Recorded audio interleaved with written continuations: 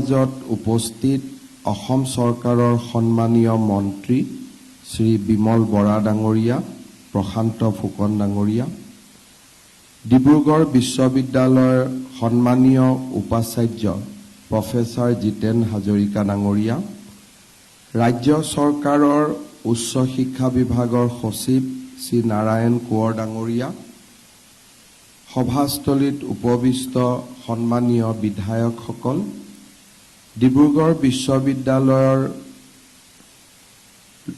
বিভিন্ন বিভাগত পাঠদান আৰু শিক্ষাদানত সদা ব্যস্ত অধ্যাপক অধ্যাপিকাসকল, মহাবিদ্যালয়সমূহৰ পৰা অহা অধ্যাপক অধ্যাপিকাসকল আৰু সুধীবৃন্দ, আজি ডিব্ৰুগড় বিশ্ববিদ্যালয়ৰ বাবে এটা অন্যতম স্মৰণীয় দিন। প্ৰথমবাৰৰ বাবে ডিব্ৰুগড় বিশ্ববিদ্যালয়ত প্ৰায় 200 কোটি টকাৰ মূলধনী ব্যয়ৰ বাবে ৰাজ্য চৰকাৰ আৰু কেন্দ্ৰীয় চৰকাৰ দুইখন চৰকাৰে সহায় আগবঢ়াইছিলে আৰু ডিব্ৰুগড় বিশ্ববিদ্যালয়ৰ লগত এক দীৰ্ঘ আলোচনাৰ পিছত প্ৰকল্পসমূহ চূড়ান্ত কৰি আজি তাৰ আমি আধাৰশিলা স্থাপন অনুষ্ঠানৰ সাক্ষী হলোঁ আৰু অনাগত 2 বছৰৰ ভিতৰত এই প্ৰকল্পসমূহ যাতে সম্পন্ন হয় তাৰ বাবেও আমি সংকল্পবদ্ধ হ'ব পাৰিলোঁ। উত্তৰ পূব ভাৰতৰ ঔদ্যোগিক আৰু সাংস্কৃতিকভাৱে চহকী ডিব্ৰুগড় চহৰত 500 একৰ ভূমিত ব্যাপ্ত ডিব্ৰুগড় বিশ্ববিদ্যালয়ে আমাৰ ৰাজ্যখনৰ শৈক্ষিক, সাংস্কৃতিক আৰু অৰ্থনৈতিক উন্নয়নত বিশেষ অৰিহণা যোগাই আহিছে। 1965 চনত প্ৰতিষ্ঠা হোৱাৰ পাছৰে পৰা ডিব্ৰুগড় বিশ্ববিদ্যালয়ে আমাৰ ৰাজ্যখনত জ্ঞান, দক্ষতা আৰু উদ্যমিতাৰে সবল কৰি তেওঁলোকৰ মাজত ইতিবাচক মানসিকতা আৰু প্ৰমূল্যবোধৰ বীজ ৰোপণ কৰি আহিছে। ৰাজ্যৰ 9খন জিলা সামৰি 177খন স্বীকৃতিপ্ৰাপ্ত মহাবিদ্যালয়েৰে ডিব্ৰুগড় বিশ্ববিদ্যালয়ে ভৱিষ্যতৰ বিকশিত আৰু আত্মনিৰ্ভৰশীল অসম নিৰ্মাণৰ লক্ষ্য প্ৰাপ্তিত এক গুৰুত্বপূৰ্ণ ভূমিকা আগবঢ়াইছে। আহিবলগীয়া দিনবোৰত এই বিশ্ববিদ্যালয়ৰ শিক্ষাৰ্থীসকলে যাতে ব্যক্তিগত জীৱন আৰু কৰ্মক্ষেত্ৰত সফলতাৰে আগুৱাই যাব পাৰে তাৰ বাবে আজি প্ৰধানমন্ত্ৰীৰ উচ্চতৰ শিক্ষা অভিযান বা PM উষা আৰু ৰাজ্য চৰকাৰৰ বিশেষ অনুদানৰ অধীনত 2টা আন্তঃগাঁথনি বিকাশৰ পদক্ষেপৰ শিলান্যাস কৰা হৈছে। এই প্ৰকল্পৰ উদ্দেশ্য হৈছে শিক্ষাৰ্থীসকলক শৈক্ষিক, গৱেষণা আৰু পাঠ্যক্ৰম বহিৰ্ভূত ক্ষেত্ৰসমূহত সহায় হোৱাকৈ বিশ্ববিদ্যালয়ৰ আন্তঃগাঁথনিৰ আধুনিকৰণ আৰু সম্প্ৰসাৰণ ঘটোৱা। প্ৰকল্পটোত বিশ্ববিদ্যালয়ৰ বিভিন্ন ব্যৱস্থাৰ উন্নয়ন, আধুনিক প্ৰযুক্তিৰ সংযোজন, এনাৰ্জি এফিচিয়েঞ্চি আৰু বহনক্ষম বিকাশৰ দিশসমূহ সামৰি লোৱা হৈছে। এই পদক্ষেপে শিক্ষাদানৰ সা-সুবিধা বৃদ্ধিৰ লগতে শিক্ষাৰ্থীৰ আৱাসৰ সুবিধা, পৰীক্ষাগাঁথিৰ আদি সবলীকৰণে বিশ্বমানৰ শিক্ষাগত মান পূৰণ কৰাৰ লগতে বিশ্ববিদ্যালয়খনত বিৰাজমান শিক্ষাৰ সমৃদ্ধ পৰিৱেশত আৰু অধিক উত্তৰণ ঘটাব। প্ৰধানমন্ত্ৰীৰ উচ্চতৰ শিক্ষা অভিযানৰ অধীনত প্ৰায় 71 কোটি টকাৰ প্ৰকল্প ব্যয়েৰে ডিব্ৰুগড় বিশ্ববিদ্যালয় আন্তঃগাঁথনি উন্নয়নৰ বাবে ৰূপায়ণ কৰিবলগীয়া পদক্ষেপসমূহ হৈছে ছাত্ৰীসকল থকাৰ খোৱাৰ সা-সুবিধাৰে 176খন বিচনাযুক্ত ছাত্ৰী নিবাস নিৰ্মাণ, অভ্যৰ্থনা কক্ষ, কাৰ্যালয়, সভা কক্ষ, 39টা শ্ৰেণীকোঠা, এটি বিজ্ঞানাগাৰ সামৰি 6 মহলীয়া একাডেমিক বিল্ডিং, 3 মহলীয়া গৱেষণা কেন্দ্ৰ নিৰ্মাণ, য'ত 150 গৰাকীকৈ শিক্ষাৰ্থী বহিব পৰাকৈ দুটা শ্ৰেণী কোঠা, অভ্যৰ্থনা কক্ষ, সভা কক্ষ, ষ্টাৰ্টআপ আৰু উদ্ভাৱনৰ বাবে ইনকিউবেশ্যন কেন্দ্ৰ, গ্ৰন্থ, জাৰ্নেল, ডিজিটেল মেটেৰিয়েলৰ উপলব্ধ থাকিবলগীয়া গ্ৰন্থাগাৰ, কম্পিউটাৰ লেব, সাৰ্ভাৰ কক্ষ আদি। ৰাজ্য চৰকাৰৰ বিশেষ অনুদানেৰে মুঠ 75 কোটি 49 লাখ টকা ব্যয়েৰে বিশ্ববিদ্যালয়ত 5টাকৈ আন্তঃগাঁথনিমূলক পদক্ষেপ ৰূপায়ণ কৰা হ'ব। ছাত্ৰীসকলৰ বাবে 324খন বিচনাযুক্ত ছাত্ৰী নিবাস, বিশ্ববিদ্যালয়ৰ মূল প্ৰৱেশদ্বাৰৰ পৰা আৰম্ভ হোৱা বৰ্তমানৰ পথটো বহলৰ লগতে সৌন্দৰ্যবৰ্ধন, 3টাকৈ শোৱনি কোঠাযুক্ত 16টা আৱাসিক কোৱাৰ্টাৰ, এথলেটিক ট্ৰেক আৰু ফুটবল খেলপথাৰ, 1000 আসনযুক্ত দৰ্শকৰ আসনত সুবিধা সামৰি ক্ৰীড়া প্ৰকল্পত 400 মিটাৰৰ 8টা লেনৰ সিন্থেটিক ট্ৰেক নিৰ্মাণ, ব্যায়ামগাৰৰ উন্নয়ন। এই প্ৰকল্পসমূহৰ লগতে ডিব্ৰুগড় বিশ্ববিদ্যালয়ত দ্বিতীয় সংস্কৰণত আৰু প্ৰায় 50 কোটি টকাৰ বিভিন্ন আঁচনি আমাৰ বিবেচনাধীন হৈ আছে, যিসমূহ অনতিপলমে স্বীকৃতি পাব। এই পদক্ষেপসমূহ সম্পূৰ্ণ হৈ উঠিলে বিশ্ববিদ্যালয়ৰ আন্তঃগাঁথনি অধিক সবল হোৱাৰ লগতে শিক্ষাৰ্থীসকলৰ বাবে উন্নত শৈক্ষিক বহিৰ্পাঠ্যমূলক কাৰ্যকলাপৰ এক যোগাত্মক পৰিৱেশ গঢ় লৈ উঠিব। ৰাজ্য চৰকাৰে ৰাজ্যৰ বিভিন্ন বিশ্ববিদ্যালয়ত আমি আন্তঃগাঁথনি আৰু আধুনিক প্ৰযুক্তিৰে সুসজ্জিত কৰাৰ বাবে বিভিন্ন পদক্ষেপ হাতত লৈছিলোঁ। ডিব্ৰুগড় বিশ্ববিদ্যালয়ত 200 কোটি টকাৰ সহায়ৰ সমান্তৰালভাৱে আমি ৰাজ্যৰ আটাইকেইখন নতুন বিশ্ববিদ্যালয়, ভট্টদেৱ বিশ্ববিদ্যালয়, মাধৱদেৱ বিশ্ববিদ্যালয়, যোৰহাটৰ মহিলা বিশ্ববিদ্যালয় আৰু আমাৰ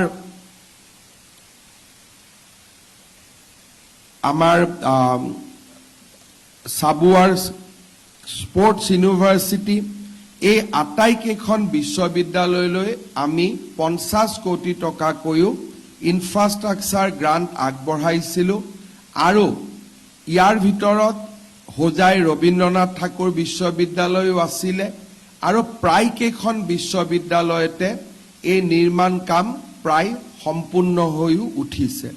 সমান্তৰালভাৱে কেইটামান দিন আগতে গুৱাহাটী বিশ্ববিদ্যালয়ৰ বাবেও ৰাজ্য চৰকাৰে 200 কোটি টকাৰ উন্নয়নমূলক আঁচনি লোৱাৰ বাবে ব্যৱস্থা আৰম্ভ কৰিছে। বড়োলেণ্ড বিশ্ববিদ্যালয়ৰ বাবেও ওদালগুৰিত আন এটা কেম্পাছ নিৰ্মাণৰ বাবেও ৰাজ্য চৰকাৰে ব্যৱস্থা হাতত লৈছে। উচ্চ শিক্ষাৰ বিকাশৰ এক নতুন পৰ্যায়লৈকে ৰাজ্য চৰকাৰ আগবাঢ়ি গৈ ৰাজ্যত আৰু 7খন নতুন বিশ্ববিদ্যালয় স্থাপনৰ বাবে ৰাজ্য চৰকাৰ আগবাঢ়িছিলে আৰু অহাকালি 7খন বিশ্ববিদ্যালয়ৰ উপাচাৰ্যই শপত গ্ৰহণ কৰি দায়িত্ব লোৱাৰ লগে লগে এই বিশ্ববিদ্যালয়কেইখনো পূৰ্ণাংগ ৰূপ পাবলৈ সক্ষম হ'ব। এই বিশ্ববিদ্যালয়খন আটাইকেইখন লখিমপুৰৰ পৰা বঙাইগাঁও, কোকৰাঝাৰলৈ সম্প্ৰসাৰিত হৈ আছে।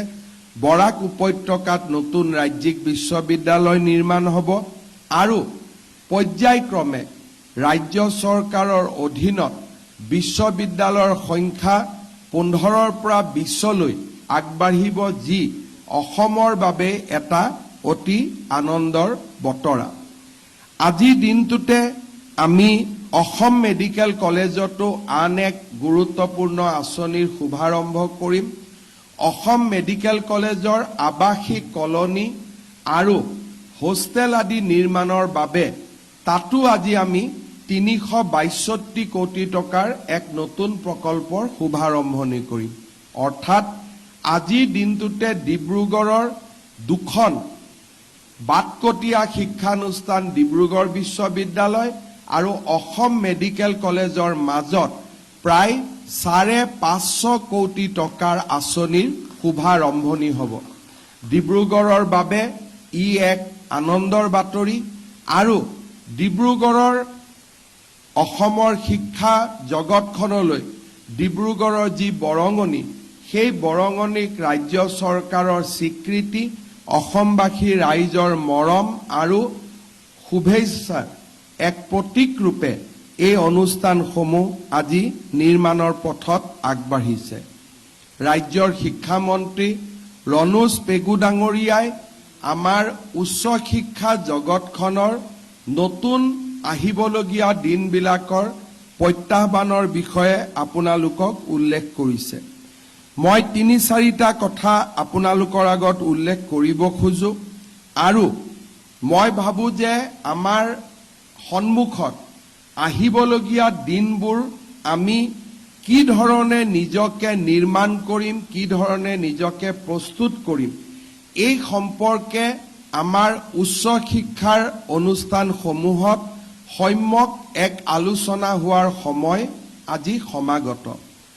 আমি সকলোৱে জানো যে আমাৰ ভাৰতবৰ্ষ আজিৰ পৰা ৭৭ বছৰ আগত স্বাধীন হৈছিল।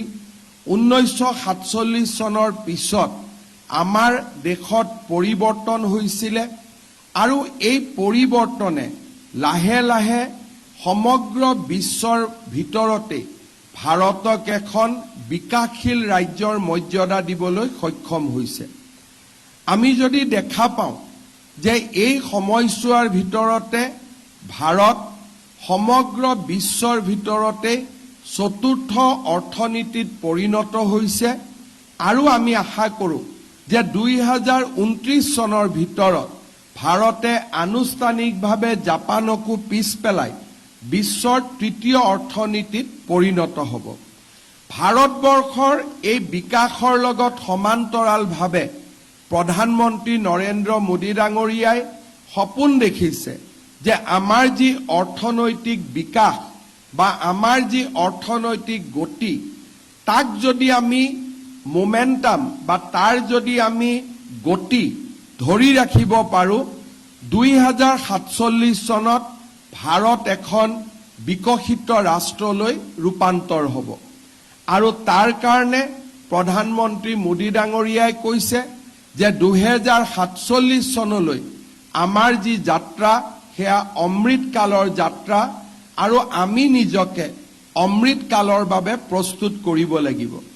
যেতিয়া আমি এই কথাষাৰ লিটাৰেৰী সেন্সত ল'ম যে প্ৰধানমন্ত্ৰী ডাঙৰীয়াই কৈছে 2047 চনত ভাৰত বিকশিত ৰাজ্য হ'ব, ই অমৃতকালৰ যাত্ৰা, ইয়াক আমি লিটাৰেৰী এটা ইনফৰমেশ্যন হিচাপে লোৱা এটা কথা আৰু আনটো কথা যে যদি 2047 চনলৈ ভাৰত অমৃতকালত প্ৰৱেশ কৰে, এই সময়ছোৱাত আমাৰ দায়িত্ব কি হ'ব, আমাৰ অপৰচুনিটি কি হ'ব, তাক চিন্তা কৰা আন এক কথা। যদি ভাৰতবৰ্ষ 2047 চনত বিকশিত ৰাজ্য হ'ব লাগে, ৰাষ্ট্ৰ হ'ব লাগে, তাৰ মানে আমি নিশ্চিতভাৱে চিন্তা কৰিব পাৰোঁ যে অহা 20টা বছৰত যদি আজি 2027 বৰ্ষ বুলি ধৰি লওঁ, 20ৰ লগত 2 বছৰ আৰু যোগ কৰোঁ, 22টা বছৰ। এই 22টা বছৰত আমাৰ ইকনমিক পটেনচিয়েল কিমান হ'ব, আমাৰ উদ্যোগীকৰণ কিমান হ'ব, আমাৰ চাৰিওফালে পৰিৱেশটোৰ কিমান পৰিৱৰ্তন হ'ব, তাক আমি অনুভৱ যদি কৰিব পাৰোঁ, সেই অনুভৱৰ লগত আমি সুযোগ আৰু সুবিধাও তাৰ লগত আমি দেখা পাম। এটা সময়ত ভাৰতবৰ্ষৰ অৰ্থনীতি আমি কেতিয়াও চিন্তা কৰা নাছিলোঁ যে আমাৰ অৰ্থনীতিয়ে বিশ্বৰ চতুৰ্থ আৰু তৃতীয় স্থান লাভ কৰিব পাৰিব। অসমত থাকি তাক আমি অনুভৱ কৰা নাছিলোঁ, পূব ভাৰতত থাকি তাত আমি অনুভৱ কৰা নাছিলোঁ, বিকজ এই গোটেই বিপ্লৱটোৰ নেতৃত্ব লৈছিলে পশ্চিম ভাৰত আৰু দক্ষিণ ভাৰতে। ভাৰতৰ যদি আজি আমি GDP চাওঁ, ভাৰতৰ যদি ইকনমিক আজি আমি অপৰচুনিটি চাওঁ, তেতিয়াহ'লে আমি দেখা পাওঁ যে ৭৫ বছৰত ভাৰত য'ত আহি থিয় দিলে এই গোটেই যিটো ডেভেলপমেণ্ট জাৰ্নি হ'ল, উদ্যোগীকৰণৰ যি জাৰ্নি হ'ল বা শিক্ষা, মহাকাশ, ক্ৰীড়া, এই গোটেই যিটো জাৰ্নি হ'ল, that journey was led by Southern India and Western India. আমি যদি আজি দেশৰ GDP হিচাপ কৰোঁ, অসমৰ যদি GDP আজিৰ দিনত ৬ লাখ কোটি টকা, মহাৰাষ্ট্ৰৰ GDP আজিৰ দিনত 30 লাখ কোটি টকা, গুজৰাটৰ GDP 25 লাখ কোটি টকা, তামিলনাডুৰ GDP in the range of 25 lakhs to 30 lakhs crore. অৰ্থাৎ যদি পূব ভাৰতৰ আৰু উত্তৰ ভাৰতৰ ৰাজ্যসমূহ এফালে আমি থৈ দিওঁ আৰু দক্ষিণ আৰু পশ্চিম ভাৰতৰ ৰাজ্যসমূহ এফালে থৈ দিওঁ, তেতিয়াহ'লে 2/3 of the economy, এই 2/3 ইকনমি দক্ষিণ ভাৰতৰ পৰা আহিছে আৰু পশ্চিম ভাৰতৰ পৰা আহিছে। ইয়াৰ নেট মিনিংটো কি হৈছে? ইয়াৰ নেট মিনিংটো হৈছে যে আমাৰ ৰাষ্ট্ৰত দুই ধৰণৰ প্ৰদেশৰ নিৰ্মাণ হৈছে। এছাম প্ৰদেশে ভাৰতৰ এই যিটো উত্তৰণ, স্বাধীনতাৰ সময়ত আমাৰ ইকনমি যিটো 30 নম্বৰত আছিল, 35 নম্বৰত আছিল, তাৰ পৰা যিটো 3 নম্বৰ ইকনমিলৈকে আমাৰ যাত্ৰা, এই গোটেইটো কণ্ট্ৰিবিউট কোনে কৰিলে? দক্ষিণ ভাৰত আৰু পশ্চিম ভাৰতৰ ৰাজ্যসমূহে। আৰু সেই কণ্ট্ৰিবিউশ্যনৰ পৰা ভাৰতৰ যিটো বিকাশ হ'ল, সেই বিকাশৰ সুবিধা আমি কোনে ল'লো? আমি পূৰ্ব ভাৰত আৰু উত্তৰ ভাৰতৰ ৰাষ্ট্ৰসমূহে, ৰাজ্যসমূহে সেই বিকাশৰ সুবিধাসমূহ আমি গ্ৰহণ কৰিলোঁ। যিসকলে ইকনমিক্সত শিকায় তেওঁলোকে দেখিব যে প্ৰত্যেকটো ফাইনেন্স কমিশ্যনৰ সন্মুখত দক্ষিণ ভাৰত আৰু পশ্চিম ভাৰতৰ ৰাষ্ট্ৰসমূহে, ৰাজ্যসমূহে কয় যে আমাক বিত্ত আয়োগৰ পৰা বাহিৰত ৰাখক, আমাৰ যি টকা আমাৰ লগত থাকিব দিয়ক, ভাৰতৰ পৰা আমাক নালাগে, আমিও ভাৰতক নিদিলে উই আৰ হেপী। কিন্তু বিত্ত আয়োগে যিমান দেশৰ উৎপাদন হয়, ইনকাম হয়, সকলোকে সমানে বিতৰণ কৰে, ফৰ্মুলা ৱাইজ বিতৰণ কৰে। এজ এ ৰিজাল্ট য'ত পুঁজিৰ উৎপাদন হৈছে তাৰ পৰা পুঁজিসমূহ আমাৰ উত্তৰ পূব ভাৰত এইসমূহ ৰাজ্যসমূহলৈকে ডাইভাৰ্ট হৈছে বা আমালৈকে পুঁজিসমূহ ভাৰত চৰকাৰে বিতৰণ কৰিছে।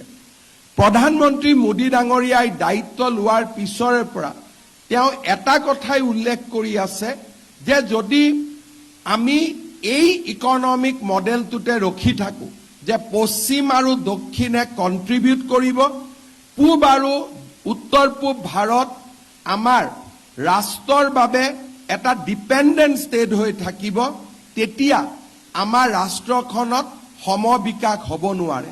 প্ৰধানমন্ত্ৰী ডাঙৰীয়াই চেষ্টা কৰিছিলে যে উত্তৰ পূব ভাৰত, পূব ভাৰত আৰু আমাৰ উত্তৰ ভাৰতৰ পৰাও ইকনমি নিৰ্মাণ হওক, একোখন উৎপাদনশীল ৰাজ্যৰ নিৰ্মাণ হওক, যাতে ভাৰতৰ ডেভেলপমেণ্ট, ভাৰতৰ গ্ৰোথ বাই 2047 সকলো ৰাজ্যৰ পৰা আহিব পাৰে।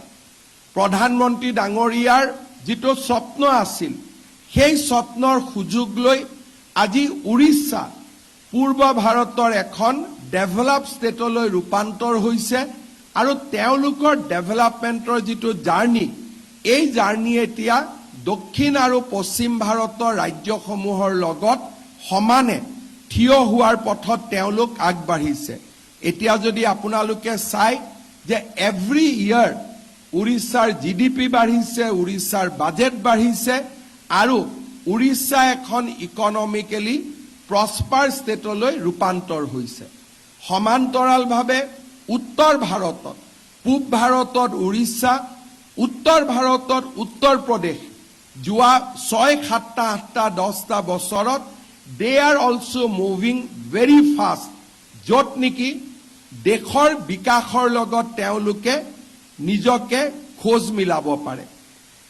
আৰু উত্তৰ পূব ভাৰতৰ ভিতৰত অসমে যোৱা 5-4টা বছৰত লাহে লাহে ইমাৰ্জ কৰিবলৈ আমি আৰম্ভ কৰিছো যদিও আমাৰ যিটো ইমাৰ্জেন্স ইট ইজ ষ্টিল লেটেন্ট আৰু ই এতিয়াও প্ৰকাশ হ'ব পৰাকৈ এটা আমি এতিয়াও ইকনমিক শক্তিত ৰূপান্তৰ হ'ব পৰা নাই বাট আৰ্লি সাইন্স যিবিলাকক কয় যে প্ৰাথমিক ধাৰণা এই প্ৰাথমিক ধাৰণাই প্ৰমাণ কৰে যে উই আৰ অন ট্ৰেক যোৱা 10টা বছৰ বেসিক্যালি পোস্ট কোভিড অসমে বিকাশৰ দৰ এভাৰেজ 13% মেইনটেইন কৰিছে অসমৰ ইকনমি প্ৰতি বছৰে 1 লাখ কোটি টকাকৈ সংযোজিত হৈছে আৰু আমাৰ ৰাজ্যত লাহে লাহে উদ্যোগীকৰণৰ পৰিৱেশ এটাও নিৰ্মাণ হ'বৰ বাবে আৰম্ভ কৰিছে আজি এই সময়ছোৱাত আমাৰ বাবে আটাইতকৈ ডাঙৰ চ্যালেঞ্জ কি যদি এখন ৰাজ্য ইকনমিক্যালি প্ৰস্পাৰ হ'ব লাগে তাৰ ষ্ট্ৰেংথ এণ্ড উইকনেছ প্ৰথম তাৰ বিষয়ে আলোচনা হ'ব লাগিব অসমৰ ষ্ট্ৰেংথ কি আমাৰ যিখিনি ষ্ট্ৰেংথ আছিলে ভাৰতৰ জিঅ'পলিটিক্যাল চেঞ্জৰ কাৰণে আমাৰ ষ্ট্ৰেংথ আজিৰ পৰা 50 বছৰ আগত আমাৰ যি ষ্ট্ৰেংথ আছিল those strength has been minimized যেতিয়া স্বাধীনতাৰ ডোকমোকালিতে অসমৰ 1 মিলিয়ন মেট্ৰিক টন বা 2 মিলিয়ন মেট্ৰিক টন তেল এটা ৰাষ্ট্ৰৰ বাবে এটা ডাঙৰ সম্পদ আছিল কিন্তু with the improvement of maritime sector যেতিয়াৰ পৰা সমুদ্ৰ জাহাজেদি তেল অহা আৰম্ভ কৰিলে আৰু ভাৰতত তেল কনজাম্পশন ইমানেই বাঢ়িলে সেই তেল কনজাম্পশনৰ কম্পাৰিজনত অসমৰ 2 বা 3 মিলিয়ন মেট্ৰিক টন আমাৰ টোটেল আমাক যিমান তেল কনজাম্পশন লাগে তাৰ তুলনাত আমি বহুখিনি আমাৰ কন্ট্ৰিবিউশন নেগলিজিবল ৰূপান্তৰ হ'ল গুজৰাটৰ সমুদ্ৰ তীৰত ৰিফাইনাৰী বহিব আৰম্ভ কৰিলে কৰ্ণাটকৰ সমুদ্ৰ তীৰত ৰিফাইনাৰী বহিব আৰম্ভ কৰিলে আৰু সাগৰৰ পৰা জাহাজেদি ৰাছিয়াৰ পৰা ইৰাণৰ পৰা আৰবৰ পৰা টনে টনে লিটাৰ পেট্ৰল আহিলে ডিজেল আহিলে সমুদ্ৰ তীৰত শোধন হ'ল আৰু ৰিফাইন তেল ভাৰতে এক্সপোৰ্ট কৰিব আৰম্ভ কৰিলে নিজক ব্যৱহাৰত ৰখাৰ বাদ দি অসমেও তাৰ লগত খাপ খুৱাবলৈ পাৰাদীপৰ পৰা পাইপলাইন লৈ অসমেও বাহিৰৰ পৰা তেল আনিব চেষ্টা কৰিলে যাতে নুমলীগড় শোধনাগাৰ আমি জিয়াই ৰাখিব পাৰো অসমৰ কয়লা আছিল স্বাধীনতাৰ আগত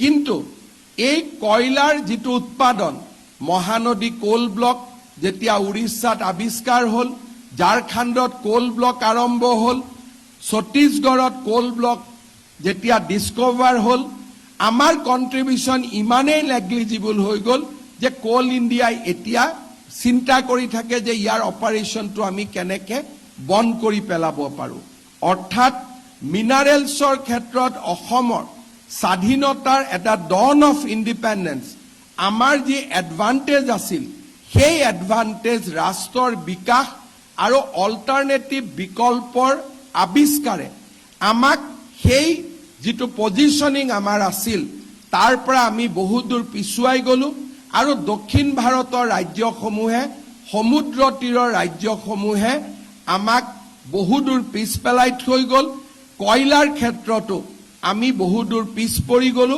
কাৰণ যদি আজি মাৰ্ঘেৰিটাত আমি 2 মিলিয়ন মেট্ৰিক টন কয়লা উৎপাদন কৰিব পাৰো Mahanadi has a capacity to produce 200 million metric ton of coal গতিকে that পাৰ্থক্য ইমানেই বাঢ়ি গল যে we missed out that initial advantage যিটো আমাৰ স্বাধীনতাৰ সময়ত এডভান্টেজ আছিল এতিয়া আমাৰ এডভান্টেজ কোড হ'ব পাৰে অসম যদি এটা জায়ান্ট ইকনমিলৈ ৰূপান্তৰ হ'ব পাৰে mineral is not in our support এতিয়া আমি কোড আমি আগুৱাই যাব পাৰো এটা জিঅ'পলিটিক্যাল লোকেশনস আৰু সেকেন্ড হৈছে মানৱ সম্পদ এই দুইটাৰ উপযুক্ত উত্তৰণ আৰু উপযুক্ত ব্যৱহাৰেৰে অসমক আমি ভাৰতৰ এখন কম্পিটিটিভ ষ্টেট হিচাপে আমি লৈ যাব পাৰো হোৱাট ইজ আৱাৰ জিঅ'পলিটিক্যাল লোকেশন আমি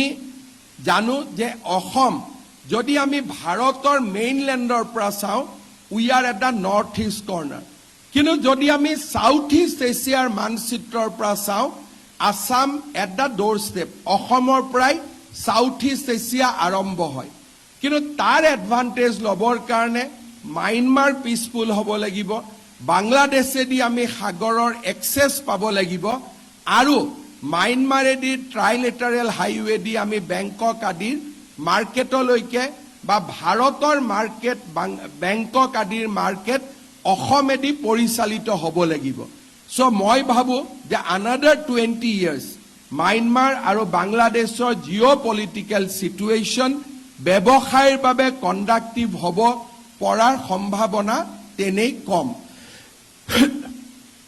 এতিয়া আমাৰ নেক্সট এডভান্টেজ কি নেক্সট এডভান্টেজ হৈছে মানৱ সম্পদত আমাৰ ডাঙৰ এডভান্টেজ হৈছে যে আজি ইণ্ডিয়াৰ মিডিয়ান এজ হৈছে 27 অৰ্থাৎ ইণ্ডিয়াৰ যিটো যুৱক সমাজৰ মধ্যকালীন বয়স সেইটো হল 27 বছৰ অৰ্থাৎ India is a young country but fast it is going towards becoming a old country কাৰণ 27 বছৰ এইবাৰ যদি মিডিয়ান এজ হয় by 2047 we will also reach somewhere around 35 অৰ্থাৎ we will have a aging population সন্তানৰ জন্ম fertility rate is on a downslide আমাৰ NFSS 5 ৰ যদি আপোনালোকে বুলেটিন চাই our fertility rate is already below 2%. Gotike, India's manpower will also be aging in next 5 years. But in that comparison, Assam's median age is 22 years. Orthat India jiman young, tatkoi Assam is young by another 5 years. India aji jodi median age is 27.5. Assam's median age is at 22. Comparatively, in our country, in compared to Western India and Southern India, Assam and Northeast is a region with more young population. That is our basic advantage. So, ami jodi a young population to production leke anibo paru, productive koribo paru.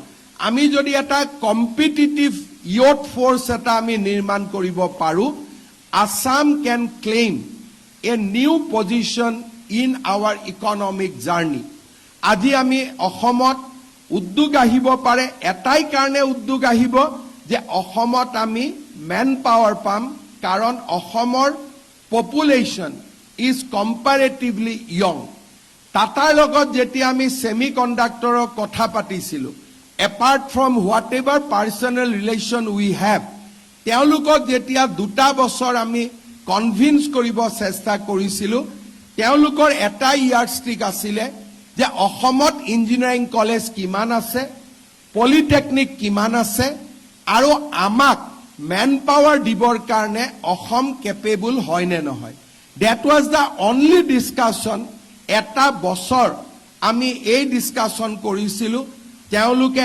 এটা কৈ আমাৰ engineering কলেজৰ output লৈছিলে input লৈছিলে quality of education লৈছিলে আৰু এটা বছৰৰ দীৰ্ঘকালীন ডিসকাশন যত মাটিলৈ ডিসকাশন হোৱা নাছিলে আমি কি ইনসেন্টিভ দিম তাৰ বিষয়ে আলোচনা হোৱা নাছিলে এটাই আলোচনা হৈছিলে যে IIT গুৱাহাটীয়ে কিমান ম্যান পাৱাৰ নিৰ্মাণ কৰে ইঞ্জিনিয়াৰিং কলেজ বিলাকে কিমান ম্যান পাৱাৰ নিৰ্মাণ কৰে আমাৰ পলিটেকনিক বিলাক কিমান আধুনিক পলিটেকনিক বিলাকৰ যেতিয়া প্ৰথম সেমিকন্ডাক্টৰ নিৰ্মাণৰ আগতে টাটাই 4 বছৰ আগতে আমাৰ পলিটেকনিক বিলাকক আধুনিকৰণৰ বাবে 3000 কোটি টকা অসম চৰকাৰৰ লগত আমি একেলগে বিনিয়োগ কৰিছিলো যাতে আমাৰ ষ্টুডেন্টে আৰ্টিফিশিয়াল ইন্টেলিজেন্স আমাৰ augmented reality machine learning 3D printing আদিৰ বিষয়ে জানিব পাৰে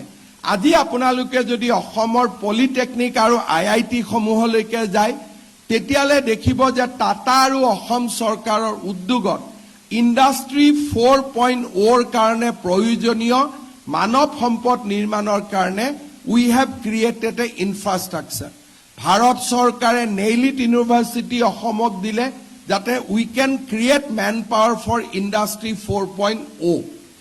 আজি গোটেই পৃথিৱীৰ আৰু বিশ্বৰ ফোকাস হৈছে ইণ্ডাষ্ট্ৰী 4.0 আৰু অসমত যদি ইকনমিক ডেভেলপমেন্ট হ'ব লাগে আমি তেনেকুৱা উদ্যোগ কৰিব লাগিব যি উদ্যোগ মিনাৰেলৰ ওপৰত নিৰ্ভৰশীল নহয় যি উদ্যোগ খনিজ পদাৰ্থৰ ওপৰত নিৰ্ভৰশীল নহয় যি উদ্যোগ কমপ্লিটলি মানৱ সম্পদৰ ওপৰত নিৰ্ভৰশীল সেমিকন্ডাক্টৰ ইজ এ ইণ্ডাষ্ট্ৰী য'ত কোনো ৰ মেটেৰিয়েলৰ প্ৰয়োজন নাই ৰ materials R very very negligible ইয়াত কি লাগে ক্ৰাফটমেন যে কেনেকৈ আমি এটা এটা সেমিকন্ডাক্টৰ চিপ আমি সুন্দৰ কৰি নিৰ্মাণ কৰিব পাৰো আজি অসমৰ 1000 ছোৱালীয়ে কৰ্ণাটকত কাম কৰি আছে যাতে জাগিৰোডত আহি তেওঁলোকে যোগদান কৰিব পাৰে ইট ইজ অল এবাউট ৱৰ্কমেনশ্বিপ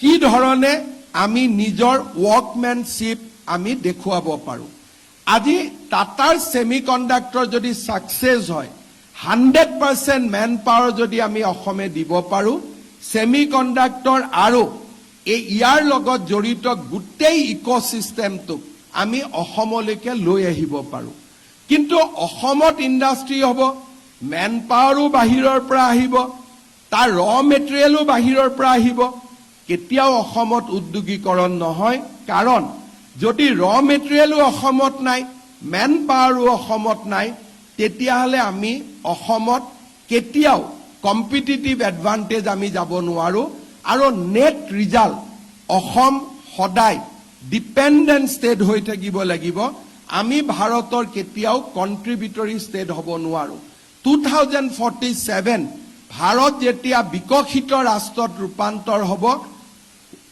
কোন ৰাজ্যই কন্ট্ৰিবিউট কৰিলে Orissa UP Gujarat Tamil Nadu Karnataka and Assam will be at the end. আজি আমি দেশৰ ভিতৰত we are 17th economy. কিন্তু 17 আৰু 12ৰ মাজত the gap is very big. আমি বিহাৰ আৰু পাঞ্জাবৰ লগত সমানত আছো with a difference of 1 lakh score 2 lakh score. কিন্তু যেতিয়া 12ৰ পইণ্টত আহি যাও the gap become 10 lakh score. যিটো আমি without fast industrialization আমি কেতিয়াও সম্ভৱ কৰিব নোৱাৰো আনলেস আমি অসমত এটা উদ্যোগীকৰণৰ ডাঙৰ বিপ্লৱ এটা আৰম্ভ কৰিব নোৱাৰো আৰু উদ্যোগীকৰণৰ বিপ্লৱ নিৰ্মাণ হ'ব যেতিয়া আমাৰ কলেজ ইউনিভাৰ্সিটিত আমি এটা নতুন মানৱ সম্পদ সৃষ্টিৰ আমি এটা ফ্যাক্টৰী হিচাপে বা কাৰখানা হিচাপে আমাৰ শিক্ষানুষ্ঠানসমূহক আমি নিৰ্মাণ কৰিব পাৰিম আৰু তাৰ কাৰণে কলেজসমূহ আধুনিক হ'ব লাগিব কলেজ ইউনিভাৰ্সিটিয়ে নতুন চিন্তাৰে আৰু নতুন নতুন জ্ঞানেৰে আমি আমাৰ সমাজখনক ছাত্ৰ সমাজক আগুৱাই লৈ যাব লাগিব we have to create manpower which will be relevant for the country by 2047 আমাৰ ল'ৰা ছোৱালীয়ে যদি ফিজিক্স পঢ়ে কোয়ান্টাম ফিজিক্স নপঢ়ে কৰবাত আমি ট্ৰেডিশনাল চাকনয়াটোৰ ভিতৰত থাকি যাম আমাৰ কলেজসমূহত যদি আৰ্টিফিশিয়াল ইন্টেলিজেন্স যদি আমি ল'ৰা ছোৱালীৰ মাজত ইয়াক আমি কেতিয়াও এতিয়া ৰবট মেচিন আমি কাকো ৰখাব নোৱাৰো আজিৰ পৰা 5 বছৰ পিছত আমি ৰেষ্টুৰেণ্টত যাম ৰবটে আমাক আহি চাহ দিব ৰবটে আমাক আহি ভাত দিব আজিৰ পৰা 10 বছৰ পিছত কোনো আৰ্মিৰ জোৱানে যুদ্ধ কৰিব না যায় ৰবটে গৈ যুদ্ধ কৰিব ৰাছিয়া ইউক্ৰেইনৰ যুদ্ধত ইতিমধ্যে ৰবটে যুদ্ধত জয়নিং কৰিছে তেওঁলোকে যুদ্ধ কৰিছে we have to give just command আজি আমি মেচিনে কাম কৰিব মেচিনক নিয়ন্ত্ৰণ কৰাৰ শক্তি আমাৰ ছাত্ৰ ছাত্ৰীৰ হ'ব লাগিব we must know how to control machine learning or বিষয়ে আমি জানিব লাগিব data analytics যিমানে আমাৰ ৰাজ্যসমূহ আগুৱাই যাব data will play the most vital role এতিয়া আমাৰ কৰিবলগীয়া কথা বিশেষ একোৱে নাথাকে যোৱাকালি আমি এডুকেশ্যন ডিপাৰ্টমেণ্ট ডিব্ৰুগড়ত আলোচনা হওঁতে আমি আলোচনা কৰোঁতে দেখিছিলোঁ যে অসমত ড্ৰপ আউট ইমান পাৰ্চেণ্ট ছেকেণ্ডাৰী লেভেলত 20%। আমি আলোচনা কৰি আছোঁ অসমত কেনেকৈ ড্ৰপ আউটটো আমি ৰখাব পাৰোঁ ইমিডিয়েটলি আমাৰ মূৰত চিন্তা আহিলে যে অসমত ড্ৰপ আউট আছে নে কোনোবা কেইটা অঞ্চলত ড্ৰপ আউট আছে লেট মাইণ্ড দ্য ডেটা কাৰণ কম্পিউটাৰত গোটেই আছে আমাৰ লগত এডুকেশ্যনৰ শিক্ষা সেইটো এপ আছে আমি জানিম যে কোন পিন পইণ্টেড এৰিয়াটোত আমাৰ ড্ৰপ আউট হৈছে ডেট মিনছ ডেটা এনালাইটিক্স কৰাৰ লগে লগে আমাৰ যিটো কাম কৰাৰ পৰিধি সেইটো লাহেকৈ কমি গ'ল আমি গম পালোঁ যে এই 12খন টি ষ্টেটতহে ড্ৰপ আউট আছে আৰু এই 12খন টি ষ্টেটৰ কাৰণে গোটেই ডিব্ৰুগড় জিলাৰ সমস্যাটো দেখুওৱা হৈছে then let us go to date 12 টি ষ্টেট তাতে আমি উলিয়াব পাৰোঁ যে কোনটো পৰিয়ালৰ পৰা ড্ৰপ আউট হৈ আছে because we have the data যেতিয়া আমাৰ কলেজবিলাকত ডেটা থাকিব অনুষ্ঠানত ডেটা থাকিব data analysis will now resolve the problem আগতে আমি ভাবি থাকোঁ যে ড্ৰপ আউট হৈছে ডেফিনেটলি লোৱাৰ আছামত ড্ৰপ আউট হৈছে নলবাৰীত হৈছে বৰপেটাত হৈছে যেতিয়া আমি ডেটা এনালাইচিছ কৰোঁ তেতিয়া আমি দেখা পাওঁ 92% attendance in Barpeta and 70% attendance in Tinsukia কিন্তু সাধাৰণতে মানুহৰ ধাৰণা হ'ব যে বৰপেটা পিছত আছে তিনচুকীয়া আগত আছে but when you data analyse the data আসল পিকচাৰটো আপোনাৰ কাষত আহি পাব চ' আমাৰ ষ্টুডেণ্টে world will run by the data analytics আমাৰ ষ্টুডেণ্টে ইয়াৰ বিষয়ে কিমান জানে এই গোটেই পৃথিৱীখনত অসমক আমি আটাইতকৈ ইণ্ডাষ্ট্ৰীৰ কাৰণে পজিশ্যনিং কৰিব পৰা আমাৰ একমাত্ৰ ৰাস্তাটো হৈছে মানৱ সম্পদ আমাৰ হাতত আজিৰ দিনত এটাই ডাঙৰ এডভান্টেজ আছে যে we have a median age of 22 years we are young than the rest of the country আৰু we can create a huge different kind of man power মই আমাৰ ইউনিভাৰ্চিটি কলেজ সকলোকে মই আহ্বান কৰিম যে we need to create a man power যি man power ৰিচাৰ্চত যাব পাৰে যি মেন পাৱাৰে আমাক ষ্টাৰ্টআপ ইনোভেশ্যনৰ ফালে লৈ যাব পাৰে আৰু যি মেন পাৱাৰে বিশ্বৰ বিভিন্ন নতুন নতুন অঞ্চলৰ চাহিদা পূৰণ কৰিব পাৰে আজি আমাৰ যোৱা কেইদিনমান আগতে এডভান্টেজ অসমত মই জাপানত গৈছিলোঁ কোৰিয়াত গৈছিলোঁ দুইখন ৰাষ্ট্ৰ অসমৰ পৰা মানুহ লাগে কাৰণ জাপানৰ আজি মেডিয়ান এজ ইজ 48 years সকলো কাম ৰবটে কৰে মানুহে কাম কৰিবলগীয়া তাত মানুহেই নাই তাত ডেকা ল'ৰা ছোৱালী য়ং ক্ৰাউড দেখা পাবলৈ নাই কাৰণ মানুহে সন্তান জন্ম দিব নোখোজে মানুহে ষ্ট্ৰেছত আহিব নোখোজে আৰু সেইকাৰণে they prefer not to produce children কালি আমি ডিব্ৰুগড় কেবিনেটত আমি এপ্ৰুভ কৰিছোঁ যে আমি ল'ৰা ছোৱালীক জাপানী ভাষাত আমি শিকোৱাম আৰু জাপানক আমি মেন পাৱাৰ পঠাম জাপানৰ স্পিকাৰ অসমত আহিছিল মোক কৈছিলে যে 5 লাখ অসমৰ ল'ৰা ছোৱালী মই ল'ব পাৰোঁ যদি তহঁতি জাপানীজ লেংগুৱেজ শিকাই দিব পাৰোঁ আমাৰ অসমত নিবনুৱা কিমান আছে অসমত যদি নিবনুৱা 20 লাখ আছে 5 লাখ যদি অকল জাপানে লৈ থৈ দিয়ে আমাৰ কাৰণে সমস্যা ক'ত অৰ্থাৎ আজি নিবনুৱা কোনো নাথাকে unless education system doesn't make them unemployable যদি আমাৰ ইউনিভাৰ্চিটিত আজি ফৰেন লেংগুৱেজ শিকোৱা নহয় আজি যদি ইউনিভাৰ্চিটিত সায়েন্স এণ্ড টেকনলজিৰ ওপৰত শিকোৱা নহয় ইউনিভাৰ্চিটিত আজি হিউমেনিটিজৰ নতুন নতুন ফ্ৰণ্টিয়াৰ বিষয়ে শিকোৱা নহয় দেন উই আৰ মেকিং পিপল আনএমপ্লয়েবল চৰকাৰে মানুহক নিবনুৱা কৰা নাই নিবনুৱা কোনে কৰিছে শিক্ষা ব্যৱস্থাই নিবনুৱা কৰিছে অসম উদ্যোগীকৰণত পিছুৱাই আছে বেলেগৰ কাৰণে নহয় আমাৰ education system is not able to give আছ দ্য হিউমেন ৰিচোৰ্চ চ' মই ভাবোঁ নেক্সট 5 yearsত অসম যদি গ্ৰ' কৰিব লাগে our single most attention has to be in creating a competitive manpower. আৰু যদি আমি competitive manpower নিৰ্মাণ কৰিব পাৰোঁ তেতিয়াহ'লে আমাক কোনেও ধৰি ৰাখিব নোৱাৰে. I see a brighter future for Assam in next 10 years. আজি আমি মংগলদৈত স্কিল ইউনিভাৰ্চিটি আনিছোঁ. Entire courses are designed for industry 4.0. তাতে আমি কি শিকাইছোঁ, তাতে আমি ল'ৰা ছোৱালীক শিকাইছোঁ বা আমি কোৰ্চ আনিছোঁ how to be part of the financial market. কাৰণ যেনেকে যেনেকে ইণ্ডাষ্ট্ৰি বাঢ়ি থাকিব stock exchange related, financial market related, crypto কাৰেঞ্চিৰ পৰা আৰম্ভ কৰি নতুন নতুন ফ্ৰণ্টিয়াৰ্ছবিলাক খুলি থাকিব. We have to create a man power to support that new frontiers. AI থাকিবই, তাৰ লগতে নতুন নতুন আমাৰ যিমান ফ্ৰণ্টিয়াৰ্ছ খুলিব আমি ছিংগাপুৰৰ লগত কলাবৰেট কৰিছোঁ যে স্কিল ইউনিভাৰ্চিটিক আমি সেই ধৰণে এম্পাৱাৰ কৰি কৰি গৈ থাকিম. ভাৰত চৰকাৰে আমাক নেইলেট ইউনিভাৰ্চিটি দিছে য'ত নেকি ছেমি কণ্ডাক্টৰৰ পৰা আৰম্ভ কৰি গোটেই মেন পাৱাৰ ক্ৰিয়েশ্যনৰ এটা নতুন ব্যৱস্থা মুকলি হ'ব. মই আমাৰ বিশ্ববিদ্যালয়সমূহকো আহ্বান কৰিম যে next 5 years is our time. We have to change and we have to make our human resource ready for the new world.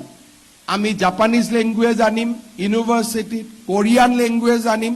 কেইদিনমান আগতে আপোনালোকে নিউজ পাইছে যে UAE ইউনাইটেড আৰব এমিৰেটছে ইণ্ডিয়ান মানুহৰ কাৰণে মাত্ৰ 23 লাখ টকাত তেওঁলোকে জীৱনৰ কাৰণে পিৰিয়ডিক ভিছা দিব খুজিছে because they need man power. আৰু this is for only India. আপোনালোকে গুগল কৰিব, চাট জিপিটি কৰিব, পাব যে UAE has open the market for India, যে মাত্ৰ 23 লাখ টকা দিলেই মানুহে ডুবাইৰ স্থায়ী বাসিন্দাৰ প্ৰমাণ ল'ব পাৰিব. কিন্তু কোনে? Those who have knowledge of nursing education, those who have knowledge of IT, সেই ধৰণে they have categorized 70 trade. যে এই 70 ট্ৰেডৰ বিষয়ে জনা ল'ৰা ছোৱালীক আমি UAE straight way আমি থকাৰ পাৰ্মানেণ্ট ৰেচিডেঞ্চিপ উইল গ্ৰান্ট. আজি জাপান, কোৰিয়া, UAE, জাৰ্মানী যিমান এম্বেচাডৰে মোক লগ কৰিব আহে চবে এটা কথা কয় যে ছাৰ আমাৰ লেংগুৱেজৰ এটা ট্ৰেইনিং ইনষ্টিটিউট আপুনি অসমত খোলক. বোলে ভাগা ভাগা ক'ব পাৰিলে হ'ল, বাকী আমি লৈ যাম. They are desperate. আৰু তেওঁলোক আজি যিমান desperate, India will be equally desperate because আজি যদি জাগিৰোডৰ দৰে আৰু 3টা ছেমি কণ্ডাক্টৰ অসমত আহে 1.5 লাখ ল'ৰা ছোৱালী লাগিব. ক'ৰ পৰা আমি পাম? জাগিৰোডত 30,000 লাগিব. আৰু 3টা যদি আমি ক্ৰেক কৰিব পাৰোঁ উই ৰিকুৱাৰ 90,000 মেন পাৱাৰ. কোনখন কলেজে আমাক দিব? আজি আমি যোৱা 3টা বছৰত দেখা পাইছোঁ হায়াৰ এডুকেশ্যনত আমাৰ এডমিশ্যন বঢ়া নাই. We are at static stage. আজি যদি আমি দেখা পাওঁ গাঁৱৰ কলেজবিলাকত students number is coming down. Samarth পৰ্টেলত again it is all about data analytics. Samarth পৰ্টেলত ডাটা এনালাইটিক্স কৰিলে আমি দেখা পাওঁ যে ৰুৰেল কলেজত ষ্টুডেণ্ট ট্ৰিমেণ্ডাছলি কমিব আৰম্ভ কৰিছে. আৰবানৰ ফালে আছে বাট it is not very encouraging. The increase is not even 10%. Reason being, population jetia kome, student to bahibo nuare. Our population is on decline. Jodi Ohomor eta community jodi ami bad diu, amar rest of all community, our population is declining. Shibosagar, Dibrugarh, Lakhimpurot, ami student enupua hoi jam after 5 years because এতিয়া যদি আপোনালোকে survey কৰে ডিব্ৰুগড় ইউনিভাৰ্চিটিৰ ওচৰে পাজৰে সকলো পৰিয়ালে এটা এটা সন্তান জন্ম দি আছে. So your students will become 50%. 5টা জন্ম দিয়াটো এতিয়া এটা জন্ম দি আছে. So in next 5 years Dibrugarh ইউনিভাৰ্চিটিয়ে বাহিৰত গৈ পেলাই ইনভাইট কৰিব লাগিব যে মোক ষ্টুডেণ্ট দিয়ক. ইমান যে আজি 500 বেডৰ হোষ্টেল বনাইছোঁ, এই হোষ্টেলত চৰৰ পৰা ল'ৰা ছোৱালী নাহিলে ইয়াৰ ল'ৰা ছোৱালী থকা ৰাস্তাই নোহোৱা হ'ব because we will not have young manpower আমাৰ লগত য়ং মেন পাৱাৰ নাই so Assam is facing a different kind of challenges আৰু আমাৰ educational institute university must discuss those challenges আৰু আমি কেনেকে relevant হৈ থাকিম কেনেকে প্ৰাসংগিক হৈ থাকিম how will change our outlook all this should be in our agenda for next 5 years আজি আমি definitely election of 2026 2026 to 31 our journey should be to reinvent our academic institute আমি কেনেকে institute বিলাকক reinvent কৰিম কেনেকে আমি সময় উপযোগী কৰিম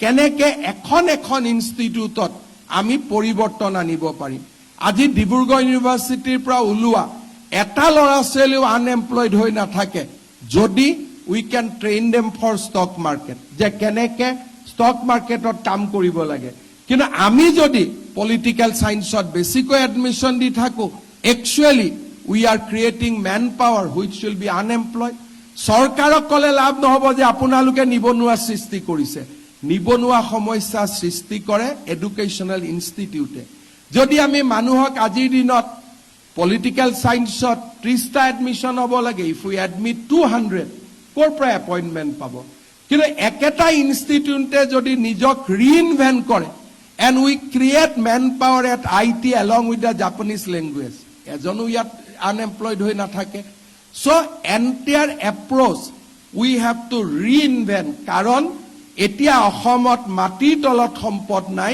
অসমত যিমান সম্পদ আছে মাটিৰ ওপৰত আছে আমাৰ কেতিয়াবা আবেগিক হৈ মানুহে কয় আমাৰ তেল আছে আমাৰ কয়লা আছে এতিয়াতো আমি we can make lot of research যে মহানদীত কিমান কোল আছে মাৰ্ঘেৰিটাত কিমান কোল আছে আম্বানিয়ে আৰু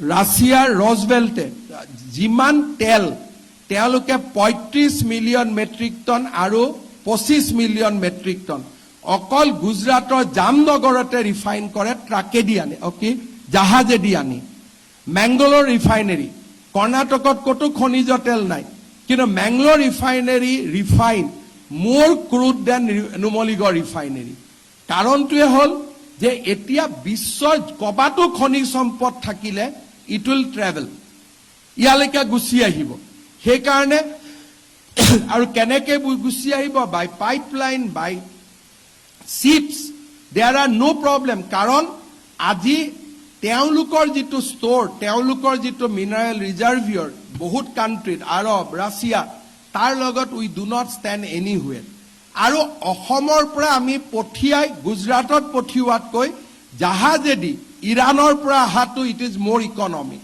গতিকে মই ভাবো আমাৰ কলেজ সমূহতো we have to debunk lot of old theories যে এই old theories বিলাক এটা relevant নহয় যাতে আমাৰ লৰা ছোৱালী আন্দোলন নকৰে যাতে আমাৰ লৰা ছোৱালীয়ে ৰং নোশনত গৈ থিয় হৈ নাথাকে যে সকলো আছিল সকলো আছে আমি কিয় নাই সো আমাৰ সকলো আছে কি আছে we have you যিজনে আন্দোলন কৰিছে তেৱে এটা মানৱ সম্পদ আৰু তেও যেতি আন্দোলন কৰে he is a wasted manpower so he would have been a manpower আৰু যেতিয়া আন্দোলন কৰি দিলে he is a lost manpower এটা creative manpower destructive হৈ গল otherwise he could have been an engineer he could have been an IT professional he could have been a software engineer he could have been a AI expert but he become a slogan shouting voice that means we lost a one human resource আমি এতিয়া human resource loss কৰিব নোৱাৰো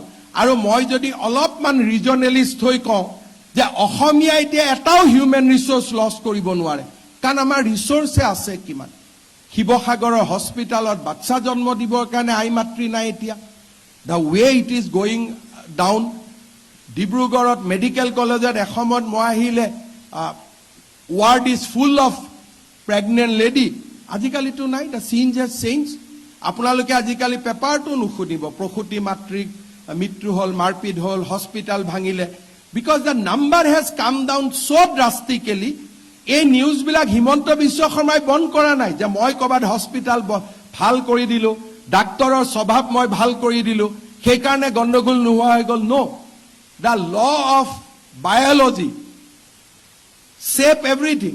Guwahati medical কলেজত এতিয়া যদি আমি বৰপেটা ধুবুৰীৰ পৰা অতিথিসকলক বাদ দি দিওঁ, medical college is virtually vacant. তাত কোনো ষ্টুডেণ্ট, তাত পেচেণ্টে নাই, কাৰণ আমাৰ যিকেইটা পেচেণ্ট আছে দে আৰ ভেৰি মিনিমাম। তাতো আপোনালোকে ডেটা এনালাইটিক্স কৰিব পাৰে, চিম্পল ডেটা এনালাইটিক্স, ৰিলিজিয়নটো ল'ব আৰু ডিষ্ট্ৰিক্ট ল'ব, everything will become clear. So' Assamese, অসমীয়া মেন পাৱাৰ মানে এতিয়া স্কেয়াৰ্ড মেন পাৱাৰ হৈ যাব আফটাৰ 5 to 10 years। কৰবাত এটা ল'ৰা পালেও কব, বাবা আহ তই ইমিডিয়েটলি, বিচাৰি আছিলো তোক। This will be our situation in next 10 years। So those are crises in our front. মুখ্যমন্ত্ৰীৰ মুখৰ পৰা শুনাতকৈ I want to learn about the crisis from the academician. কতো ৰিচাৰ্চ পেপাৰে নাই যে 10 yearsত অসমীয়াৰ পাৰ্চেন্টেজ কি হ'ব অসমত। People should do relevant research. আজি relevant researchে নাই। অসমৰ মেন পাৱাৰ ওপৰত, মানৱ সম্পদৰ ওপৰত ডিষ্ট্ৰিক্ট মৌজালৈকে আমি যাব পাৰো। উই ডোন্ট হেভ ৰিলেভেন্ট ৰিচাৰ্চ পেপাৰ। এতিয়া ৰিচাৰ্চ পেপাৰবিলাক মই মাজে মাজে ইউনিভাৰ্চিটিত যাওঁ, গুৱাহাটী ইউনিভাৰ্চিটিত, মই সুধো কি ৰিচাৰ্চ পেপাৰ ৰিচাৰ্চ আছে। যিবিলাক ৰিচাৰ্চ তেওঁলোকে কৰি আছে, those who are relevant 30 years back. এই ৰিচাৰ্চ পেপাৰবিলাকে ফিউচাৰ অসম এখন নিৰ্মাণ কৰিব নোৱাৰে, পুৰণা অসম এখনৰ নষ্টালজিয়া অনুভৱ কৰিব পাৰিব। যদি গুৱাহাটী ইউনিভাৰ্চিটি, ডিব্ৰুগড় ইউনিভাৰ্চিটি গোটেই ৰিচাৰ্চ পেপাৰবোৰ চাই, it is all about nostalgia about the past, nothing about future. মই নাম ক'লে অকণমান আই উইল বি অভাৰষ্টেপিং, কিন্তু মোৰ যদি শব্দটো বুজি পায়, ইট ইজ মোৰ অৰ লেছ সকলোৱে বুজি পাব। All our research paper is weird around the nostalgia of past, no road map for future. I think we need to drastically change the academic situation. আমি অসমৰ সমগ্ৰ শিক্ষাৰ পৰিৱেশ আৰু আমাৰ আউটলুক, আজি আপোনালোকে মোৰ পৰা এই কথাখিনি শুনিছে, মই আপোনালোকৰ পৰা শুনিব লাগিছিল, মই আপোনালোকক শুনাইছো, because I am in practical field. কিন্তু আপোনালোকে যেতিয়া আপোনালোকৰ ষ্টুডেণ্টবিলাকৰ লগত কথা পাতি, উইল ফিল দ্য ছেম। আগতে শিৱসাগৰৰ পৰা ডিব্ৰুগড় ইউনিভাৰ্চিটিত এডমিশ্যনৰ কিমান প্ৰেছাৰ আহিছিল, আজি কিমান আহে। যদি BEd কোৰ্চটোক বাদ দি দিয়ে, MEd কোৰ্চটোক বাদ দি দিয়ে, আৰু কি আছে ইয়াতে? If you just reduce the BEd course, VC সাহেবে মোক আজি কৈছে 10,000 BEdত এডমিশ্যন খুজিছিল। BEd পঢ়িলে চাকৰি পাব বুলি ল'ৰা ছোৱালী এটা ধাৰণা আছে। এই ধাৰণাটো 5 বছৰ পিছত নোহোৱা হৈ যাব, যে অসমতো চব চাকৰি দি চেছ কৰি দিলে, আৰুতো নাই। বিকজ শিক্ষক এইটো ইলাষ্টিক মেন পাৱাৰ নহয়, কাৰণ সেই শিক্ষকে কি পঢ়াব? ৰাজনীতি বিজ্ঞান, অৰ্থনীতি বিজ্ঞান। আমাক শিক্ষক লাগিব যোনে 10 বছৰৰ পিছৰ ৰিলেভেন্ট ছাবজেক্ট পঢ়াব। So where is those subjects? In absence of those subjects, যেনেকে মই এটা সৰু উদাহৰণত দি মই সামৰণি মাৰিছো, আপোনালোকে বুজি পাব। ডিব্ৰুগড় ইউনিভাৰ্চিটিত পৰিভাষ্য কলা এটা পাঠ্যক্ৰম খুলিলে। প্ৰত্যেক বছৰে পাছ কৰাৰ পিছত ল'ৰা ছোৱালীবিলাকে মোক যায়, ছাৰ চাকৰি দিব লাগে।